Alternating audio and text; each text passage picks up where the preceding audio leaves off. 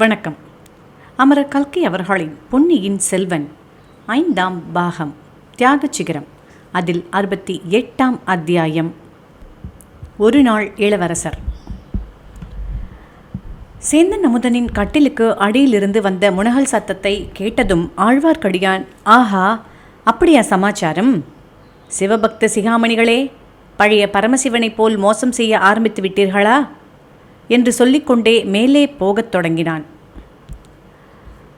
பூங்குழலி தன் இடையில் செருகியிருந்த கத்தியை சட்டென்று எடுத்து காட்டி, வைஷ்ணவனே, சிவபெருமானை பழித்த பாதகனாகி நீ இந்த உலகில் இனி ஒரு கணமும் இருக்கலாகாது. மேலே ஒரு அடி எடுத்து வைத்தாயானால் உடனே வைகுண்டம் போய்ச் சேருவாய் என்றாள். தாயே மகாசக்தி, உன்னுடைய வார்த்தைக்கு மறுவார்த்தை உண்டா? வைகுண்ட பதவி கிடைப்பது எளிதென்று. உன் கையால் என்னை அங்கே அனுப்பிவிட்டாயானால் அதை காட்டிலும் பெரிய பாக்கியம் எனக்கு வேறு என்ன கிடைக்கக்கூடும் என்றான் ஆழ்வார்க்கடியான். இச்சமயத்தில் சேந்தன் அமுதன் கட்டிலிலிருந்து எழுந்து வந்து, பூங்குழலி, வேண்டாம், கத்தியை இடுப்பில் செருகிக்கொள். இந்த வைஷ்ணவன் சிவனை தூஷித்ததினால் சிவபெருமானுக்கு குறைவு ஒன்றும் வந்துவிடாது. பொய்மையினாலும் மோசத்தினாலும் நன்மை எதுவும் கிட்டாது. இந்த வைஷ்ணவனிடம் உண்மையை சொல்லி உதவி கேட்போம். இவனும் வந்தியத்தேவனுக்கு சிநேகிதன்தானே என்றான். அப்படி வாருங்கள் வழிக்கு. கபட நாடக சூத்திரகாரியான கிருஷ்ண பரமாத்மாவின் அடியார்க்கு அடியேனை கேவலம் சிவபக்தர்களால் ஏமாற்ற முடியுமா? கருணாமூர்த்தியான ஸ்ரீமன் நாராயணனை சரணாகதி என்று அடைந்தால் அவர் அவசியம் காப்பாற்றி அருளுவார். ஆதி மூலமே இன்று கதறிய கஜேந்திரனை முதலை வாயிலிருந்து காப்பாற்றிய பெருமானல்லவோ எங்கள் திருமால். ஆமாம் ஆமாம், உங்கள் திருமால் வைகுண்டத்திலிருந்து வந்து சேருவதற்குள் உங்கள் சிநேகிதர் இந்த மண்ணுலகிலிருந்தே போய்விடுவார் என்று பூங்குழலி சொல்லிவிட்டு கட்டிலை நோக்கி விரைந்து சென்றாள். மற்றவர்களும் அவளை பின்பற்றி சென்றார்கள். கட்டிலின் கீழே துணி குவியலினால் மறைக்கப்பட்டு கிடந்த வந்தியத்தேவனை தூக்கி கட்டிலின் மேலே கிடத்தினார்கள். வந்தியத்தேவன் நினைவற்ற நிலையில் இருந்தான். எனினும் அவ்வப்போது வேதனை குரலில் முனகிக் கொண்டிருந்தான். அதனாலேயே அவன் உடலில் உயிர் இருக்கிறது என்று அறிந்து கொள்ளக்கூடியதாயிருந்தது. வாணியம்மை மூலிகைகளை வேக வைத்து மஞ்சள் பொடி சேர்த்து காயத்தில் வைத்து கட்டுவதற்காக கொண்டு வந்தாள். ஆழ்வார்க்கடியானும் சேந்தன் அமுதனும் வந்தியத்தேவனுடைய கைகால்களை இறுக்கி பிடித்து கொண்டார்கள். பூங்குழலியும் வாணியம்மையும் அவனுடைய காயத்தில் வேக வைத்த மூலிகைகளை சுடச்சுட வைத்து துணியை போட்டு கட்டினார்கள். அப்போது ஏற்பட்ட வேதனையினால் வந்தியத்தேவன் கண் விழித்தான். எதிரில் ஆழ்வார்க்கடியானை பார்த்ததும், வைஷ்ணவனே, இப்படி வஞ்சம் செய்து விட்டாயே, இங்கே என்னை வரச் சொல்லிவிட்டு பின்னோடு என்னை கொல்லுவதற்கு ஆள் அனுப்பிவிட்டாயா என்று குழறிவிட்டு மறுபடியும் நினைவு இழந்தான். ஆழ்வார்க்கடியான் முகத்தில் மனசங்கடத்தின் அறிகுறி தென்பட்டது. அரை நினைவான நிலையில் வந்தியத்தேவன் கூறிய வார்த்தைகள் சேந்தன் அமுதன், பூங்குழலி இவர்களுக்கு தன்னை பற்றி ஐயத்தை உண்டாக்கியிருக்கும் என்று எண்ணி அவர்கள் முகத்தை பார்த்தான். பூங்குழலியின் முகத்தில் பூத்திருந்த புன்னகை அவனுக்கு சிறிது தைரியத்தை உண்டாக்கியது. வைஷ்ணவரே, வந்தியத்தேவரை நீர்தான் இங்கே அனுப்பி வைத்தீரா என்று கேட்டாள். ஆம் தாயே, ஆனால் இவனை கொல்வதற்கு பின்னோடு நான் யாரையும் அனுப்பி வைக்கவில்லை. அது இருக்கட்டும், இங்கு எதற்காக இவரை அனுப்பினீர்? தப்பி ஓடிச் செல்வதற்காக அனுப்பினேன். இந்த நந்தவனத்துக்கு பக்கத்தில் அவனுக்காகவும் அவன் நண்பனுக்காகவும் 2 குதிரைகளும் தயாராய் வைத்திருந்தேன். பின்னே அவர் தப்பி ஓடவில்லை என்று எப்படி தெரிந்தது? இக்குடிசையில் இருப்பதை எப்படி அறிந்தீர்? அவனுக்காக நான் விட்டிருந்த குதிரையில் வேறொருவர் ஏறிக்கொண்டு போவதை பார்த்தேன். அதனாலே தான் சந்தேகம் உண்டாயிற்று. திருமால் ஒன்று நினைக்க சிவன் வேறொன்று நினைத்து விட்டார். இது என்ன புதிர் தாயே? இவன் எப்படி காயமடைந்தான்? வைஷ்ணவரே, நீர் என்ன உத்தேசத்துடன் இவரை இங்கே அனுப்பினீரோ தெரியாது. ஆனால் இவர் சரியான சமயத்துக்கு இங்கே வந்து நான் கல்யாணம் செய்து கொள்வதற்குள் கைம்பெண் ஆகாமல் காப்பாற்றினார். இவ்வாறு பூங்குழலி சொல்லிக் கொண்டிருக்கும் போதே ஆழ்வார்க்கடியான், சேந்தன் அமுதன் இருவரும் என்ன என்ன என்று அதிசயத்துடன் கேட்டார்கள். பூங்குழலி அமுதன் பக்கம் திரும்பி, ஆமாம், உங்களிடம் கூட நான் சொல்லவில்லை. வெளியே ஒருவன் நின்று ஈட்டியினால் தங்களை குத்துவதற்குத்தான் குறிப்பார்த்தான். அப்போது இவர் வந்து குறுக்கிட்டு ஈட்டியை தான் ஏற்றுக்கொண்டு தங்களை காப்பாற்றினார் என்றாள். சேந்தன் அமுதன் கண்களில் நீர் ததும்பியது. ஐயோ, எனக்காகவா என் நண்பர் இந்த ஆபத்துக்கு உள்ளானார் என்றான். அதனால் என்ன? தாங்கள் இவரை தப்புவிப்பதற்காக எவ்வளவு ஆபத்துக்கு உள்ளாகி இருக்கிறீர்கள் என்றாள் பூங்குழலி. அம்மணி, இந்த உலகத்தில் ஒருவர் செய்த உதவிக்கு உடனே பதில் உதவி செய்வதென்பது மிக அபூர்வமானது. நல்லது செய்தவர்களுக்கு கெடுதல் செய்யாமல் இருந்தாலே பெரிய காரியம். வந்தியத்தேவன் இங்கு சரியான சமயத்துக்கு வந்து சேந்தன் அமுதனை காப்பாற்றியது அதிசயமான காரியம்தான். ஆனால் கல்யாணத்தை பற்றி ஏதோ சொன்னீர்களே, அது என்ன? கைம்பெண் ஆகாமல் காப்பாற்றியதாகவும் சொன்னீர்கள். ஆம் வைஷ்ணவரே, சிறிது நேரத்துக்கு முன்னாலேதான் நானும் இவரும் மணந்து கொள்வது என்று முடிவு செய்தோம். செம்பியன் மாதேவியின் ஆசியையும் பெற்றோம். பெரிய பிராட்டி திரும்பிச் சென்று கால் நாழிகைக்குள் இவர் மேலே ஈட்டி பாய்வதற்கு இருந்தது.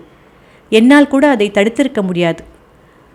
அதனால் இவர் உயிருக்கு ஆபத்து வந்திருந்தால் என் கதி என்ன? கல்யாணம் ஆவதற்கு முன்பே கைம்பெண் ஆகிவிடுவேன் அல்லவா? கருணாமூர்த்தியான திருமாலின் அருளினால் அப்படி ஒன்றும் நேராது. செம்பியன் மாதேவியின் ஆசியும் வீண் போகாது. தாங்கள் இந்த உத்தம புருஷரை மணந்து நெடுங்காலம் இனிது வாழ்ந்திருப்பீர்கள். ஆனால் இந்த பரம சாதுவான பிள்ளையை ஈட்டியால் குத்தி கொள்ள முயன்ற பாதகன் யாராக இருக்கும்? அவனை தாங்கள் பார்த்தீர்களா? அடையாளம் ஏதேனும் தெரிந்ததா? பார்க்காமல் என்ன, தெரியாமல் என்ன? அந்த வைத்தியர் மகனாகிய பினாகபாணி என்னும் சண்டாளன்தான் என் அத்தை மந்தாகினியை கோடிக்கரையிலிருந்து அக்கிரமமாக பிடித்து கொண்டு வந்து கொலைக்காரனுக்கு பலியாக செய்தவன்தான். சோழ ராஜ்யத்தில் இப்படியெல்லாம் அக்கிரமங்கள் நடக்கின்றன.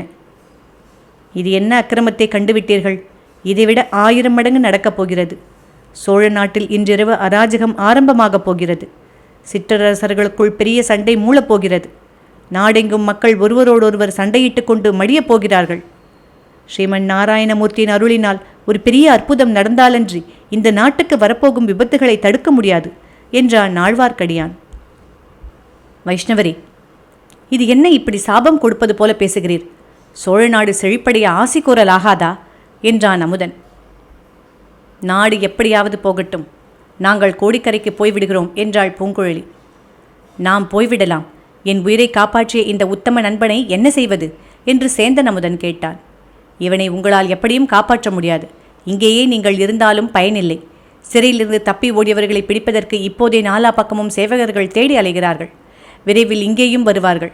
வாசலில் நிற்கும் காவலர்களுக்கு நானே என்ன சமாதானம் சொல்லி அழைத்து போகிறது என்று தெரியவில்லை என்றான் ஆழ்வார்க்கடியான். ஐயா வைஷ்ணவரே, நீர் எவ்வளவோ கெட்டிக்காரர். முதன் மந்திரி அனிருத்தருக்கே யோசனை சொல்லக்கூடியவர். கொலைக்காரனால் படுகாயம் பட்டிருக்கும் இந்த வானர்குல வீரரை காப்பாற்ற ஒரு யோசனை சொன்னால் உமக்கு புண்ணியம் உண்டு. நாங்கள் இருவரும் என்றென்றைக்கும் உமக்கு நன்றி கடன் பட்டிருப்போம். தேவி, அது அவ்வளவு சுலபமன்று. ஐயா, நிமிஷத்துக்கு நிமிஷம் எனக்கு மரியாதை அதிகரித்து கொண்டு வருகிறது. நேற்று வரை என்னை ஓடக்காரி என்று அழைத்தீர். சற்று முன்னால் அம்மணி என்றீர். இப்போது தேவி என்று அழைக்கிறீர். சற்று போனால் இளவரசி என்று அழைத்து விடுவீர் போலிருக்கிறதே. ஆம் இளவரசி, இதோ நினைவற்று கிடக்கும் இந்த வீரவாலிபனை காப்பாற்ற வேண்டுமானால் அதற்கு ஒரே ஒரு வழிதான் இருக்கிறது. தங்களை மணந்து கொள்ளப் போகும் இந்த பாக்கியசாலி ஒரு நாளைக்கு இளவரசராக வேண்டும். அவர் இளவரசர் என்றால் தாங்களும் இளவரசிதானே? வைஷ்ணவரி, இது என்ன பரிகாசம்? நானாவது ஒரு நாள் இளவரசனாகி இருப்பதாவது எதற்காக என்று கேட்டான் அமுதன். என் ஒருவனுக்கு மட்டும் தெரிந்த ரகசியத்தை இப்போது உங்கள் இருவருக்கும் சொல்லப் போகிறேன். கேளுங்கள். இல்லை, முதலில் இதை பாருங்கள் என்று கூறிவிட்டு ஆழ்வார்க்கடியான் தன்னுடன் கொண்டு வந்திருந்த மூட்டையை அவிழ்த்து அவர்களுக்கு காட்டினான். மதுராந்தகர் அணிந்திருந்த கிரீடமும் முத்து மாலைகளும் வாக்குவலயங்களும் ஜாஜ்வல்யமாய் ஜொலித்தன.